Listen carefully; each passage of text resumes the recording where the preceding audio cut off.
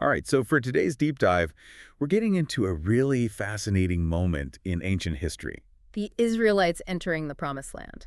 Exactly. Yeah. And the mission seems so clear, take full possession of the land God had promised. But here's the thing that the sources really highlight. What's that? Many of the tribes, they received the promise, but they never actually secured their full inheritance. Right.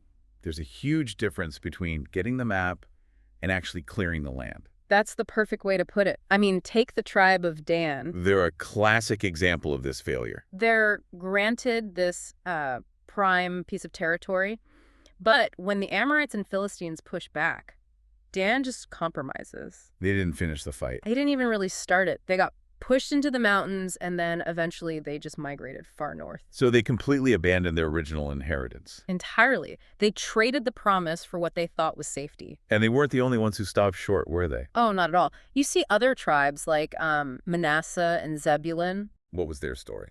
They chose coexistence. The Book of Judges is pretty clear about it. They just decided to live among the people already there. Instead of doing the hard work of driving them out. Exactly. They had the promise, but they just weren't willing to put in the strenuous labor to take full ownership. They chose comfort over conquest. And that choice had consequences. Well, that brings up a really fascinating theological idea, doesn't it? Mm-hmm. If we receive some kind of inheritance or blessing, is it possible to only experience a fraction of it because we, didn't complete the work? It really connects to a core principle that the sources hint at.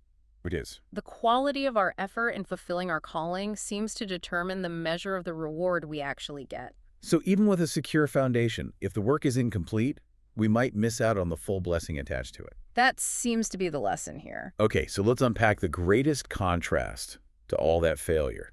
Caleb. I mean, the man is 85 years old. This is a time when most people are looking for a bit of ease. And instead, he makes the most ambitious request possible. He demands Hebron, the infamous mountain country. And this wasn't just any difficult territory. This was the home of the Anakim. The giants. The very same giants who terrified the spies 4 decades earlier. He wasn't looking for an easy path. He was running toward the biggest obstacle. So why? What was anchoring his faith? The first key seems to be a very clear divine promise. Yes, his map was specific. Caleb wasn't operating on a vague feeling. He was relying on a direct, personal word from Moses. Exactly. The land on which your foot has trod shall be an inheritance for you. That specificity is crucial. It anchors his action in God's will, not his own whim. And he paired that with the second key. Just incredible faith. I mean, he's 85, but he says he's as strong as he was at 40.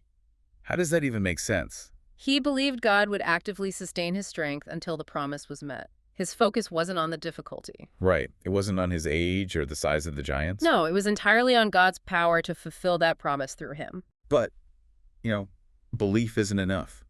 It has to lead somewhere. And that's the third key, action. He chose the hardest path. The one that scared all of Israel. To demonstrate God's faithfulness in the most undeniable way possible, faith has to be coupled with action. It's like Abraham walking that whole 3-day journey to Moriah. The action is necessary to take hold of the inheritance. That's a perfect parallel. You have to walk it out. So that ancient story, that commitment, what does that mean for you listening right now? Mm-hmm. What is your personal mountain country?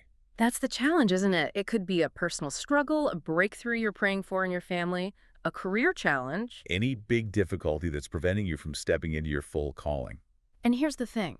If Caleb could succeed against giants just by relying on a promise from Moses. How much more assurance do we have now? Indeed. The source material offers this profound thought.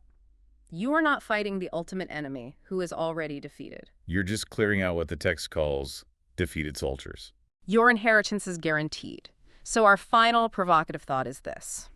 Identify that mountain country in your life, and then identify that first specific step of faith you need to take toward conquering it right now.